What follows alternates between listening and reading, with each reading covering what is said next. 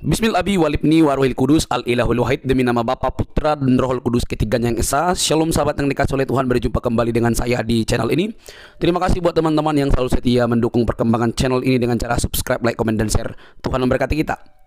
Jikalau video ini ada di beranda teman-teman, mari kita lihat secara menyeluruh sehingga kita diedukasi.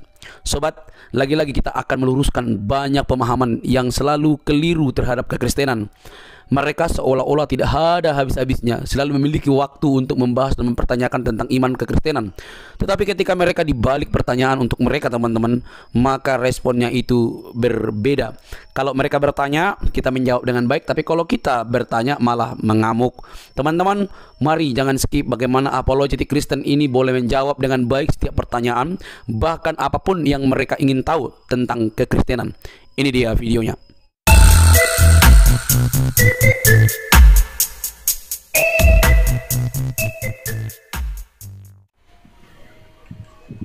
Ya bang, Yang mau tanya apa, Pak? Silakan. kenapa Yesus meninggal bang? Kenapa Yesus meninggal? Kan dia Tuhan bang. Iya, dia memang mati karena dia memberikan nyawanya untuk mati.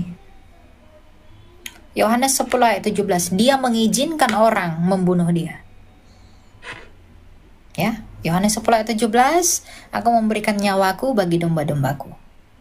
Jadi Tuhan Yesus dia tahu orang-orang akan menyalibkan dia, dan dia mengizinkan orang-orang yang menyalibkan dia itu melakukan apa yang mereka mau. Dengan demikian dia memberikan nyawanya. Jadi Tuhan Yesus datang ke dunia ini ya dia tahu dia akan mati. Tapi dia rela memberikan itu demi kasihnya kepada manusia sebagai tanda penggenapan nubuatan. Gitu. Dia mati tapi tidak mati membusuk, kan dia makan belatung, dia malah bangkit. Justru matinya Tuhan Yesus itu untuk membuktikan ucapannya. Tuhan Yesus berkata, akulah kebangkitan dan hidup. Barang siapa yang percaya kepadaku, ia pasti tidak akan binasa. Ia akan hidup walaupun ia sudah mati. Artinya apa? Bagaimana caranya Tuhan Yesus membuktikan bahwa dia adalah kebangkitan kalau dia tidak mati? Justru dia mau membuktikan bahwa dia adalah kebangkitan dan hidup itu dengan mati dan juga bangkit. Karena dia adalah sang hidup dan dia itu bangkit dari kematian. Itulah Allah kami yang bisa melakukan segala sesuatu. Dia mati dalam keadaannya sebagai manusia, Filipi 2, untuk membuktikan bahwa dia adalah Allah sang pemilik hidup. Ada nggak yang bangkit kembali selain Yesus dalam sejarah? Tidak ada. Hanya dia saja yang sulung. Maka dengan kebangkitannya atas kematian, itu membuktikan bahwa ia menang atas kematian itu sendiri. Maka kita yang percaya kepada dia juga turut akan dimenangkan di dalam kemenangannya atas maut itu. Gitu. Ya. Gitu ya, apa Andi?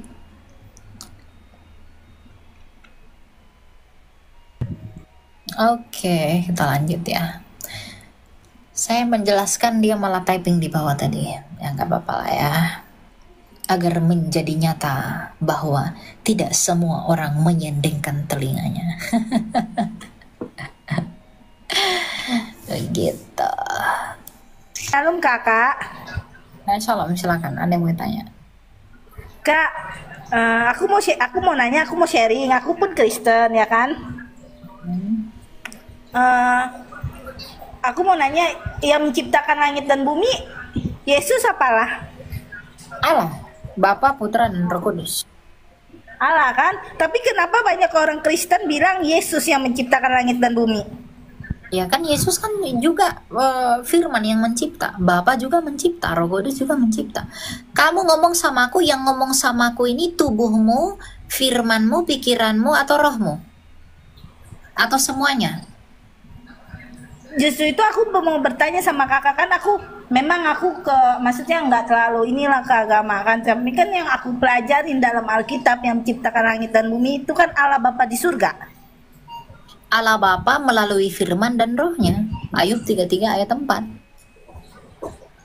Nah, pada Saya kalau ngomong sekarang saya ngomong samamu, yang ngomong ini tubuhku kah, firmanku kah, atau rohku? Semuanya kan? Kalau saya hanya tubuh tanpa firman dan roh, saya mayat. Kalau saya hanya firman tanpa roh, tanpa tubuh, ya saya nggak jelas. Kalau saya hanya roh tanpa firman, tanpa tubuh, saya Casper. iya, cuman aku mau meyakinin, aku mau tanya, Yesus kan banyak orang Kristen mengatakan Yesus, Yesus memang pencipta. tapi yang aku baca di Kejadian 1 ayat 1 yang menciptakan langit dan bumi adalah Allah. Ya Allah itu kan Bapa, Putra, dan Roh Kudus.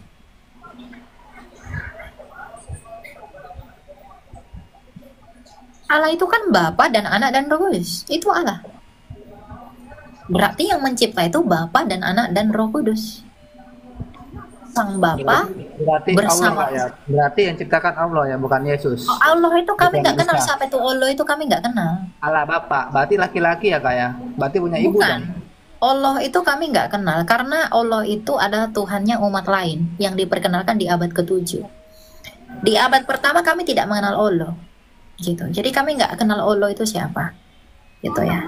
Karena itu Tuhannya umat lain, ya. Kami tidak percaya dengan itu, dengan keberadaan Allah kami nggak percaya. Dan Allah itu, Allah di iman lain itu bukan Bapa, karena Allah di iman lain itu tidak pernah disebut sebagai Bapa. Jadi kalau Bapak yang di surga itu Ya, apakah pernah umat Bapa di surga itu bukan Allah. Bapa di surga itu adalah Allah yang maha kuasa, Sang Allah Bapa. Bapa. Ya, Allah itu kami nggak kenal. Sang Bapak berarti laki-laki, berarti punya istri. Ya, itu kalau kamu memahaminya dengan bahasa Indonesia ya akan jatuh kepada pengertian itu. Dia disebut Bapa bukan karena dia laki-laki. Dia disebut Bapa karena dia adalah sumber segala sesuatu. Yesus disebut anak karena Sang Bapa melakukan segala sesuatu melalui firman. Sama seperti saya melakukan segala sesuatu itu menggunakan firman saya. Saya ngomong sama kamu itu melalui firman saya jadi suara. Saya membentuk batu ini menggunakan firman saya yang jadi batu. Jadi katanya Kristen yang Kristen itu pasangan saya Islam dari bayi kakak ini bawah. Dia cuma bertanya itu doang, meyakinkan itu karena yang dia baca di Alkitabnya dia kan yang menciptakan langit dan bumi kan Bapa, bukan Yesus. Dan saya pun sudah meyakinkan tidak ada Tuhan Oh, selain itu Allah. Yesus itu pencipta. Baca Yohanes 1 ayat 3. Tak satu pun yang telah dijadikan tanpa Yesus. Baca Yohanes 1 ayat 3. Jadi Tuhan Yesus adalah pencipta. Betul sekali. Sang Bapa adalah pencipta. Betul sekali. Roh Kudus adalah pencipta. Betul sekali. Ayub 33 ayat 4. Tetapi Sang Bapa, Firman, dan Roh itu satu. Sama seperti tubuh, firman, dan roh saya itu satu dalam kemanusiaan saya. Bapa, firman, dan Roh Kudus itu satu dalam kealahannya. Allah yang satu itu bukan Allah seperti batu, bukan seperti satu batu ini. Ya, makanya Tritunggal itu berbicara tentang kebagaimanaan Allah, bukan berbicara tentang apa?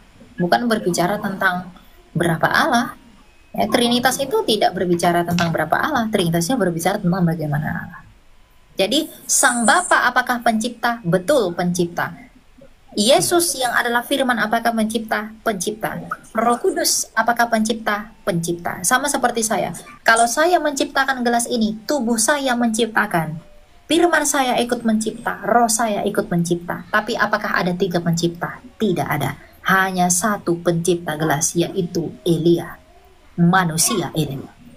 Nah, kalau Sang Bapa mencipta, Roh Kudus mencipta, Yesus mencipta, apakah ada 3 pencipta? Tidak, hanya satu pencipta, yaitu Allah Tritunggal. Sang Allah.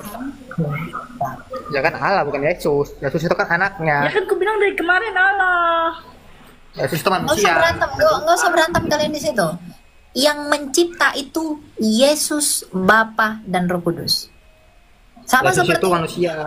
Tadi yang saya katakan, memang Yesus manusia, dia datang sebagai manusia. Gitu. Karena Masa Yesus Tuhan adalah manusia? firman yang jadi manusia. Gitu. Ya. Di sini Jadi aku kami nggak acting loh kak, aku nggak acting, justru itu aku mempertanyakan karena aku nggak tahu dan kurang tahu. Wajar dong ya kan kak kita bertanya. gitu. Jadi kita itu mengenal Allah yang tidak kelihatan melalui firman-Nya yang jadi manusia. Gitu. Kan? Kalian lagi ngapain? Lagi pukul-pukul piring kah kalian di belakang itu? Atau lagi Enggak apa? kak. Kok berisik banget di belakang? Jangan berantem ya. Kalian pacaran suami istri atau apa? Anak Tuhan nggak berantem. Anak domba.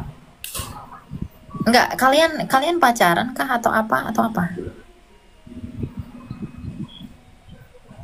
Hah? Ini mau menjenjang ke pernikahan. Oh, lalu mau menikah beda agama begitu? Justru itu ini lagi kita perdebatkan. Ya, saran saya sama kamu adalah jangan meninggalkan Kristus. Iya. Ya. Jangan meninggalkan ya. Jangan meninggalkan Kristus. Untuk apa kamu mendapatkan lelaki tapi kamu kehilangan hidupmu? Untuk apa kamu mendapatkan cinta dari manusia tapi kamu kehilangan cinta dari Allah? Untuk apa kamu mendapatkan kekayaan tapi kamu tetap miskin di hadapan Allah? Untuk apa kamu mendapatkan kenikmatan bagi dunia ini tapi kamu tidak mendapatkan hidup? Nah, saran saya hanya itu ya.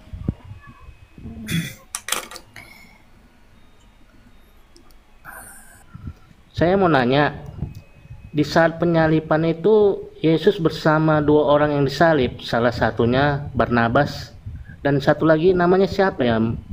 Kak Elia, lupa saya.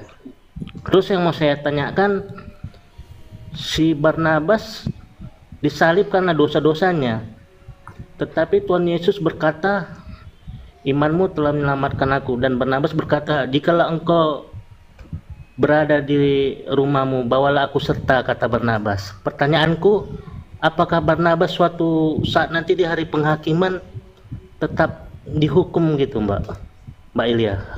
Abang lah ya. Gimana tuh? Kok Barnabas yang disalib Yesus? Yang di samping salib Yesus? Nggak ada Siapa yang- Barnabas. Seingat saya Barnabas sih. Didimas sama Gestas. Bukan Barnabas. Siapa itu Barnabas? Oh iya, siapa sih? Iya, lupa saya. Yang disalib Tuhan Yesus di sampingnya itu Gestas dan Didimas. Gestap ya. Barnabas tuh nggak ada. Oh iya lupa saya ya. Gestap ya, Mbak ya. Nah, yang kamu tanya pun saya bingung di part mananya yang kamu tanya itu. Yang di samping Yesus di sisi kanan itu dia Itu berkata, Gestas. Gesta ya. Oh, Dia berkata, Demas yang ya dia bertobat itu Demas, yang tidak bertobat itu Gestas. Gesta yang berdosa itu ya. Tidak bertobat, dia tidak mau percaya, dia mati binasa. Tapi dia berujar kepada Tuhan Yesus, apabila engkau berada di rumahmu, bawalah aku serta, Tuhan. Lalu Nggak ada Yesus- itu, Pak, nggak ada itu. Itu ayatnya nggak ada, jangan ditambah. Oh enggak ada itu ya, Mbak ya. Ya, Enggak. ini ya. Jadi yang disalib itu, yang di samping Tuhan Yesus itu masuk surga atau ikut berdosa, menang dosanya di hari penghakiman? Kalau Demas itu kan dia bertobat pada saat penyalipan, dia berkata, ingatlah kepadaku ketika engkau datang sebagai raja. Nah, Tuhan Yesus itu berkata pada saat itu, hari ini juga engkau bersama-sama dengan aku di Firdaus. Jadi yang bertobat itu yaitu Demas itu dia akan selamat, tetapi Gestas yang tidak mau bertobat itu akan binasa. Gitu. Si Demas udah bertobat, tapi kan dia di masa kehidupannya dia berbuat dosa. Ya Apakah dia dia selamat, dia tetap selamat. Apakah dia tetap dihukum di hari penghakiman? Itu yang saya Oh, tanyakan. enggak, dia selamat. Hari itu juga kan dia dibawa ke Firdaus. Oh ya, oh gitu ya, dinyatakan begitu ya. Betul. Terus tentara Romawi yang di bawah kayu salib, Yesus berkata dia benar-benar Mesias, itu masuk surga nggak, Mbak ya? Ya kalau dia bertobat, ada yang sungguh-sungguh bertobat, dia akhirnya percaya kepada Yesus, dia menjadi bapak gereja, itu masuk surga. Tapi yang menolak itu tidak. Yang mencambuk-cambuk itu tersiksa lah ya, Mbak ya. Nah, buka Tidak, dia ya. tidak akan selamat. Ya. Karena murid-murid itu, karena prajurit Roma yang menyalibkan dia itu, ada yang percaya, ada yang nggak percaya. Setelah itu, Begitu ya. Oh. oke gitu ya Pak, kita lanjut ya. Oh, oke. Halo, Ya, Malam. dengan suara saya? Oke. Ini saya mau bertanya agak di luar konteks sih. Begini, saya dalam posisi kemajelisan, ya. Saya dalam posisi kemajelisan di sebuah gereja. Tapi gembala sidangnya ini agak kemudian gitu.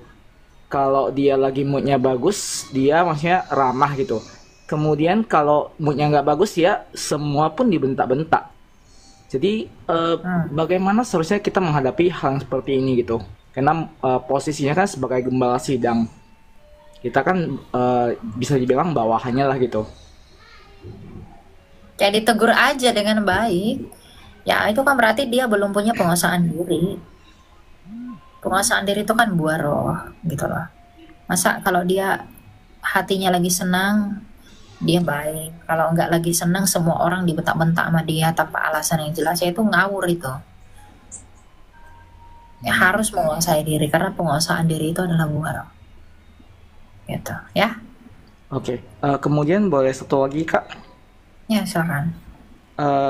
Ada teman saya yang beragama Katolik, dia itu menurut keyakinannya dia itu berdoa kepada Maria ya, atau berdoa kepada orang-orang suci supaya maksudnya Bunda Maria itu berdoa bersama kita gitu. Itu saya kurang paham sih konsepnya gimana gitu.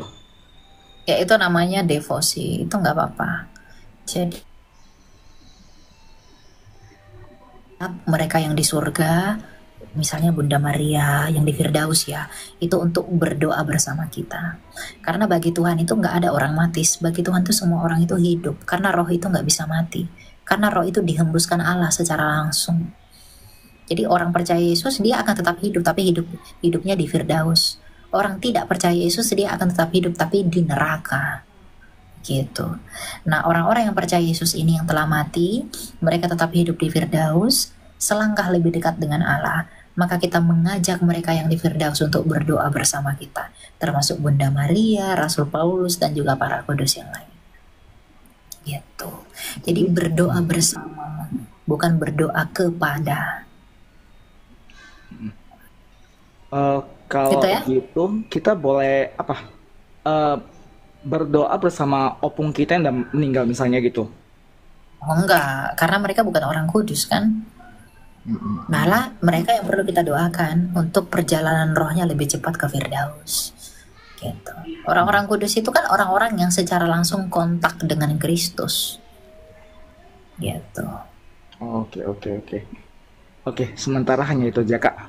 Makasih Kak. Oke ya. Kita lanjut ya.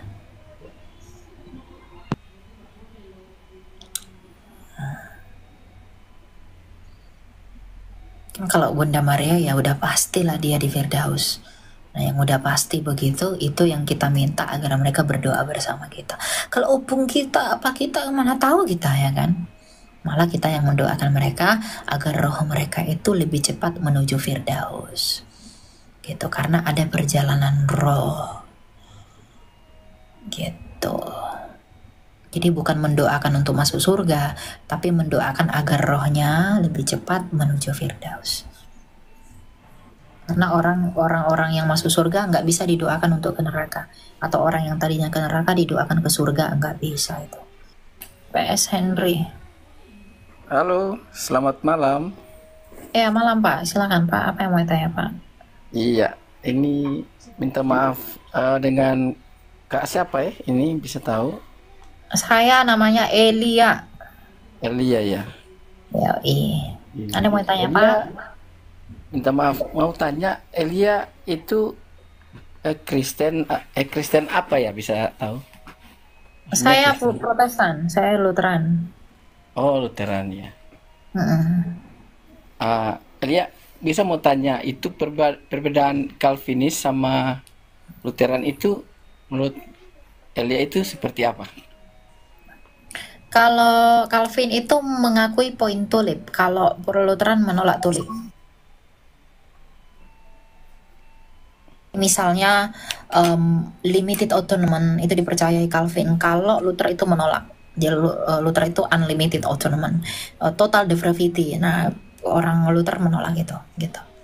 Oh iya iya. Hanya karena perbedaan sudut pandang sebenarnya. Ya. Gitu. Oh Ada lagi gitu. yang mau ditanyakan, Pak? Mm-mm. Eh,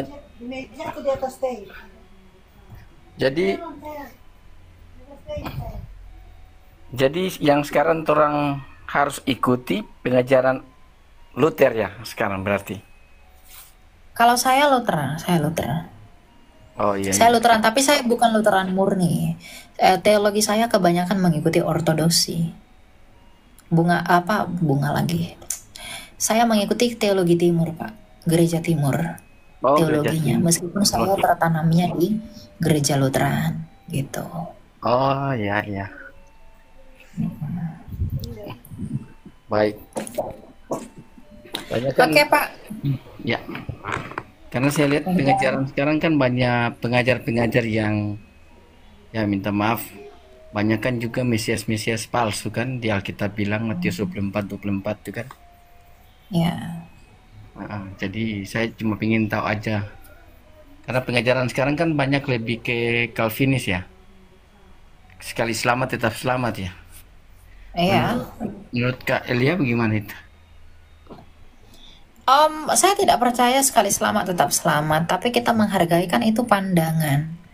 Kalau hanya itu dinarasikan tanpa poin-poin tulip yang lainnya, itu akan bahaya. Tapi karena dijelaskan argumentasi pemilihan tanpa syarat, misalnya unconditional love dari Tuhan, pemilihan tanpa syarat dari Calvin, itu akan membuat sekali selamat tetap selamat itu terlihat benar di mata mereka yang mengikuti poin tulip, dan itu nggak masalah bagi saya, ya. Kecuali orang mengajarkan sekali selamat tetap selamat, tapi nafas pengajarannya Armenian yang ngawur.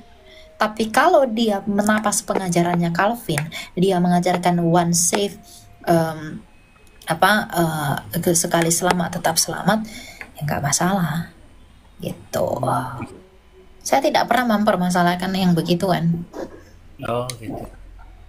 Ya kalau contoh minta maaf, ada kan banyak hamba Tuhan dia khotbah tentang pengajaran kelihatan luar biasa pengajarannya, tapi dia ngajar ke jemaat hanya sekedar dia kasih tahu tentang bagaimana mengikuti Yesus, tapi hidupnya itu tidak sesuai apa yang dia sampaikan. Menurut Kak Elia itu bagaimana itu? Ya, setidaknya dia sudah selangkah lebih maju. Kenapa? Dia memberitakan, tapi dalam proses untuk melakukan. Gitu. Oh gitu ya. Tapi itu juga kan sayang juga kan kalau dia tidak sesuai dengan apa yang dia sampaikan, terus dia tidak lakukan, kan sayang juga. Ya, makanya lebih baik disampaikan dan juga dilakukan. Iya, itu kan.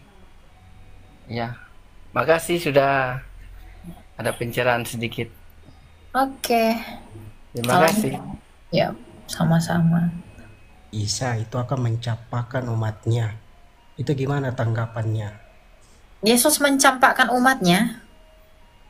Iya. Mencampakkan itu di mana ayatnya? Matius 7 ayat 21. Bukan setiap orang yang berseru-seru gitu. Iya. Nyala dari hadapanku begitu. Ya, itu konteksnya kan. Orang-orang yang mengaku percaya Yesus tapi tetap berbuat jahat. Nah, orang-orang yang seperti itu orang-orang yang akan Tuhan Yesus buang ke dalam api. Bukan orang yang menuhankan dia.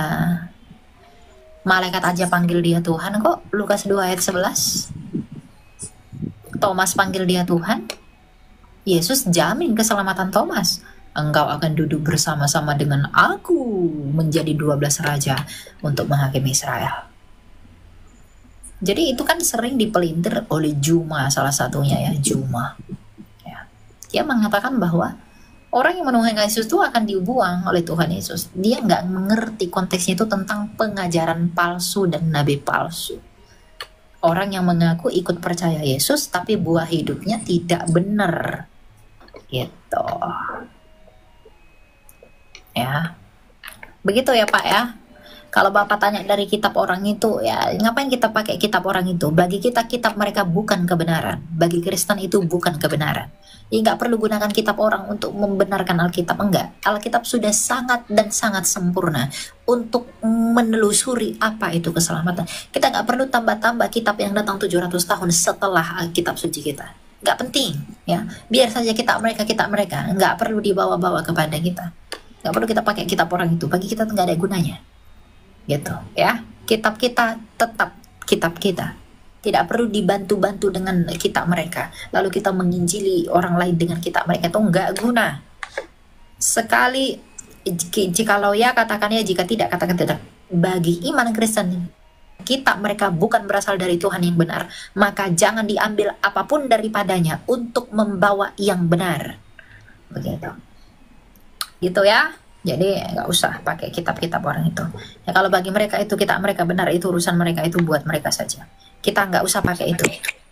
Tapi kalaupun mereka pakai kitab-kitab kita untuk mendukung iman mereka atau segala macam, berarti kitab kita setidaknya lebih baik, lebih lengkap untuk mendukung apa yang mereka imani itu. Karena mereka comot-comot kitab kita, artinya yang punya mereka belum lengkap. Tapi kita tidak perlu comot mereka karena punya kita sudah sangat lengkap. Dan punya mereka bagi kita tidak peduli dan kita tidak butuhkan itu. Karena bagi kita itu tidak penting. Begitu. Karena kita yang terdahulu dari mereka. Itu ya, Pak Uji. Halo?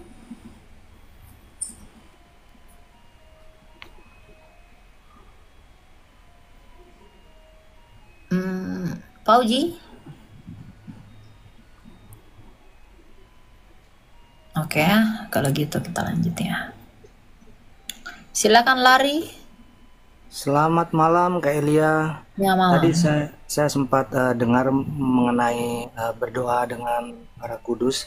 Saya mau bertanya pandangan Kak Elia mengenai Raja Saul yang memanggil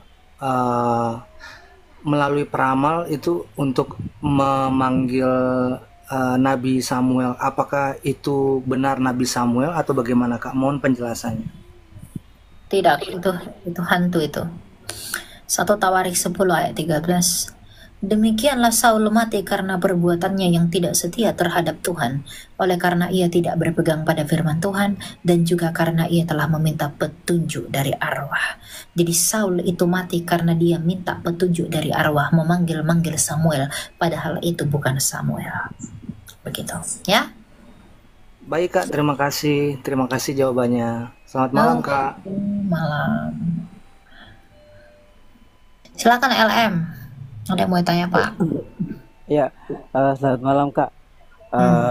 Kalau saya dari Gereja Protestan Maluku, dan saya cuma mau tanya kemarin sempat nonton ada video juga, katanya itu kalau katanya perjanjian lama di Alkitab itu punyanya Yahudi. Jadi Kristen itu sebenarnya nggak punya Alkitab, punya Alkitab tapi cuma perjanjian baru. Jadi kalau kita ambil perjanjian lama supaya melengkapi perjanjian baru kita kayak gitu. Gimana tanggapan Kak? Sekarang saya tanya, orang Yahudi itu mengkanonkan kitabnya tahun berapa? Nggak tahu Kak. Itu di abad ke-10, abad ke-9 dan 10, Kodeks Aleppo dan Leningrad, itu naskah Masora. Orang Kristen kanon kitabnya abad ke-3 loh, Septuaginta. Memang yang mengkanonkan Septuaginta 72 rabi-rabi itu rabi-rabi Yahudi. Tapi ketika itu dikanon di abad ketiga, Septuaginta itu dimasukkan ke dalam Alkitab Perjanjian Lama dan Perjanjian Baru yang disebut Perjanjian Lama. Nggak ada tuh Yahudi yang protes. Karena Tuhan Yesus pakai Septuaginta. Jadi kalau mereka bilang Yahudi itu kitab itu kitabnya orang Yahudi bukan Kristen. Kitab Yahudi yang sekarang itu kanon abad ke-10.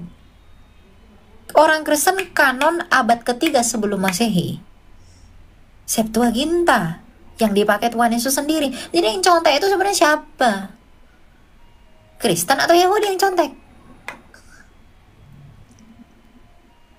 Alkitab sudah selesai di akhir abad ketiga di Kartago.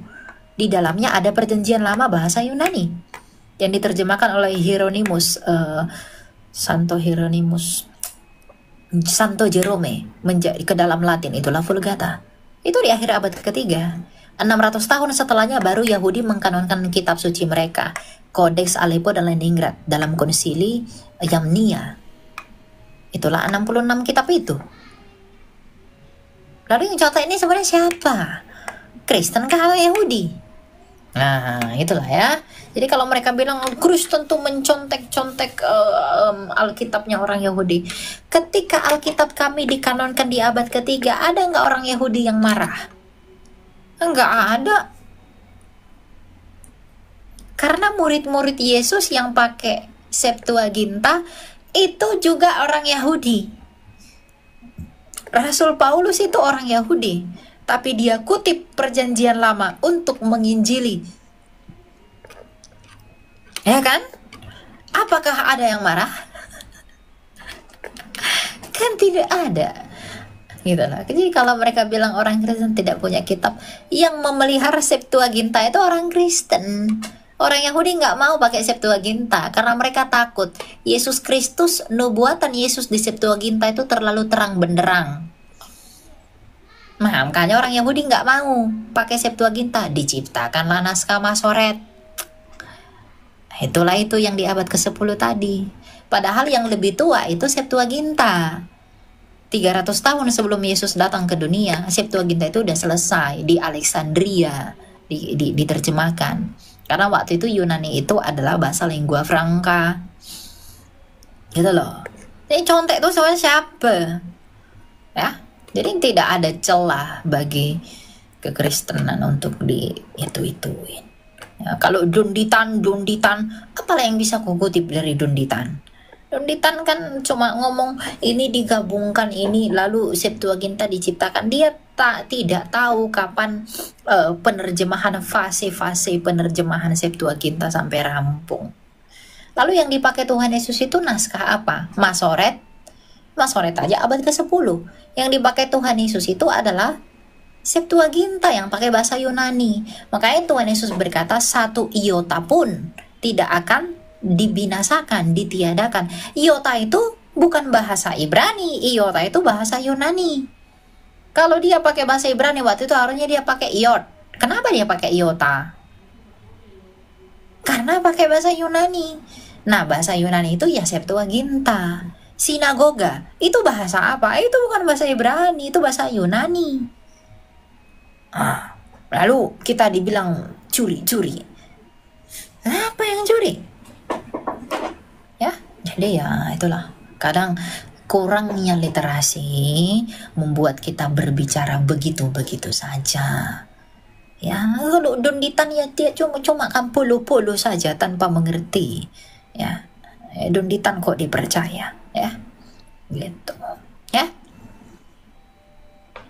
Baik, terima kasih. Ya, kemarin saya diundang Samuel Christ untuk debat. Bukan debat, untuk podcast dengan Dunditan, ya. Saya masih ada chatnya. Lalu Samuel Christ itu undang saya, Elia, maukah kamu saya pertemukan dengan Dunditan? Oh boleh kak, nggak apa-apa. Saya langsung mengiyakan. Saya tidak basa-basi gitu. Karena dulu kesempatan waktu sama Dr. Richard saya sudah di luar negeri, jadi nggak bisa ikut. Oh boleh gitu. Lalu tiba-tiba Samuel Christ itu kontak saya, maaf kak, tidak jadi podcastnya karena Donditan tidak mau. Saya tanya alasannya kenapa, dia tidak mau jawab. Lalu tiba-tiba saya lihat Donditan dengan yang lain sudah podcast di podcastnya Samuel Christ. Padahal waktu itu topiknya adalah mengapa harus Yesus. Jadi si podcasternya, si Samuel itu, dia mau saya memberikan argumen mengapa saya harus pilih Yesus. Lalu Donditannya mau mengatakan kenapa enggak Yesus begitu. Nah, saya sebenarnya mau berargumen yang begini-begini di podcast itu, kan lebih puas gitu loh, sama bicit-bicitnya dia itu. Tapi Tuhan tidak mengizinkan terjadi karena memang dari merekanya ndak mau. Lalu tiba-tiba si Donditannya sama si Samuelnya podcast dengan narasumber Kristen yang lain, bukan saya. Nggak apa-apa lah gitu. Silakan Kolikul. Ada yang mau ditanya Kolikul?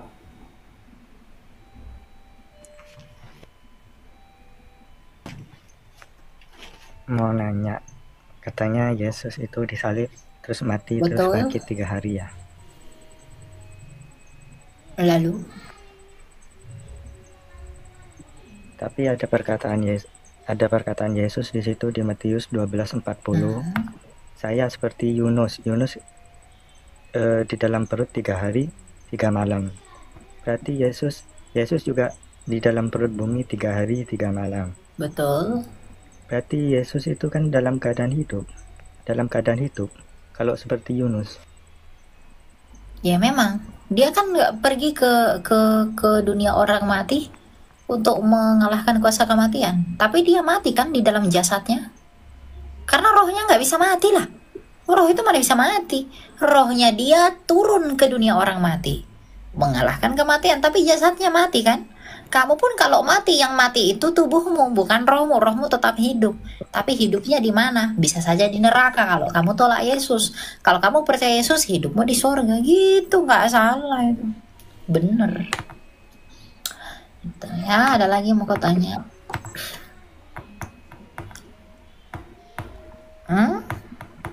Ada lagi mau kau tanya, Kolikul?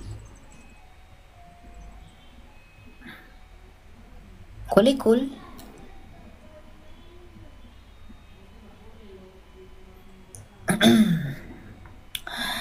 Oh, Kolikul. Yang kayak mananya Kolikul? Yang lagi kosongnya kolong kali. Turunlah kau. Gak jelas. Baik teman-teman yang dikasih oleh Tuhan, kita sudah menyimak dari awal hingga akhir. Berikanlah tanggapan teman-teman di kolom komentar. Yang baik, santai, dan yang berbobot saja. Tidak perlu meniru orang-orang yang gak bertanggung jawab, yang suka-sukanya saja menyampaikan kata-kata yang kurang tepat terhadap keyakinan lain.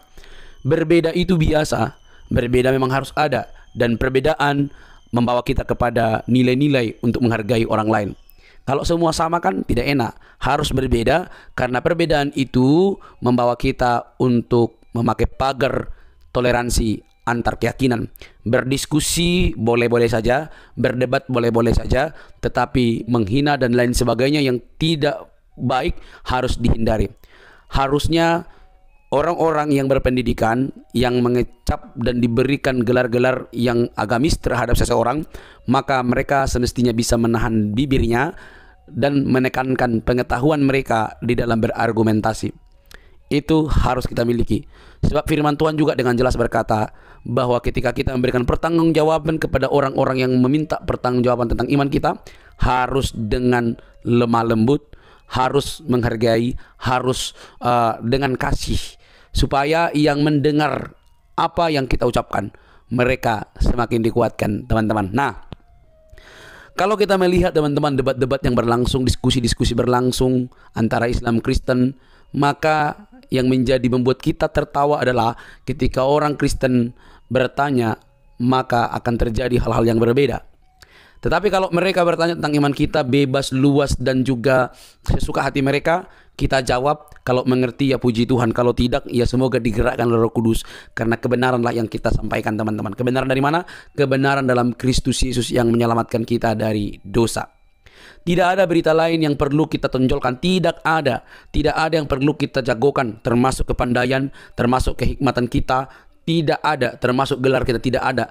Itu bukan berita daripada sebuah pelayanan, tapi berita kita adalah Injil yang menyelamatkan. Kristus itu poin utama dari setiap pelayanan kita. Jadi setiap kita diskusi, sekalipun kita mempertanyakan, saya salut dengan semua apologetik bahwa mereka selalu mengarahkan berita mereka, jawaban mereka ke arah kebenaran. Kebenaran yang mana? Kebenaran Injil. Injil yang mana? Injil Kristus. Kristus itulah Injil yang pernah hidup di dunia untuk menyelamatkan kita dari dosa.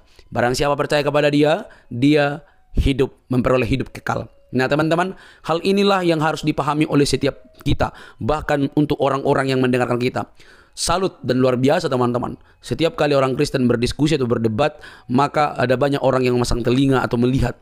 Bukan hanya ratusan, tapi juga ribuan. Dan nanti akan disebarkan di mana-mana, sehingga ada banyak orang yang mengetahui kebenaran. Mengapa penting kita lakukan hal itu? Karena saat ini ada banyak polemikus, para ustadz, yang setiap hari kerjaannya itu membahas Alkitab dengan caranya sendiri. Tidak memiliki ilmu pengetahuan tentang hermeneutik dan juga homiletika. Mereka tidak dididik di dalam keimanan Kristen dan juga tidak pernah mengetap sekolah teologi. Mungkin benar mereka bisa membaca buku, tetapi mereka tidak dididik dalam hal itu. Padahal firman Tuhan katakan bahwa seseorang tidak mungkin mengaku Yesus Tuhan kalau dia tidak digerakkan oleh Roh Kudus yang memberikan hikmat dan pengertian untuk mengenal kebenaran yang tertulis dalam Alkitab. Itu hanya dapat dilakukan oleh Allah Roh Kudus yang kita percaya, yang kita imani, yang kita yakini mampu memberikan kita hikmat kebijaksanaan untuk mengenal kebenaran. Jadi teman-teman yang dikasih oleh Tuhan, itu harus penting. Tetapi tidak masalah, biarkanlah berita kebenaran itu yang dipertanyakan, yang dibahas secara serampangan oleh para ustadz dan para polemikus, kita jawab. Dan orang-orang yang mendengarkan, orang-orang yang diarahkan, orang-orang yang melihat, mereka menjadi sadar bahwa firman itu memang hidup dan berkuasa, sehingga dari telinga mereka yang mendengar akan kebenaran, dan dari mata mereka yang melihat, dan dari hati mereka, sehingga muncul pengakuan bahwa Yesuslah Tuhan dan Juru Selamat satu-satunya yang membawa kita kepada kehidupan kekal. Itu berita kita, tidak ada yang lain. Jadi teman-teman yang dikasih oleh Tuhan, berdebat dengan santun, berdiskusi dengan santun. Memang ada kalanya literatur-literatur yang dibacakan itu agak lumayan pedas, agak lumayan keras, tapi jawablah dengan literatur tandingan yang sepadan dengan apa yang dipertanyakan itu.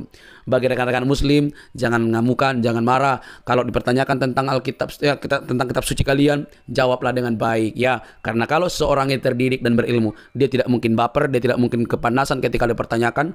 Malah sebaliknya, memberikan sebuah edukasi yang berbobot untuk membantah setiap tuduhan atau argumentasi dari lawan bicara. Teman-teman, sampai di sini video saya. Kiranya kasih Kristus yang memberkati kita, Tuhan yang menolong kita dalam memberi jawab terhadap iman-iman kita, terhadap kepercayaan kita.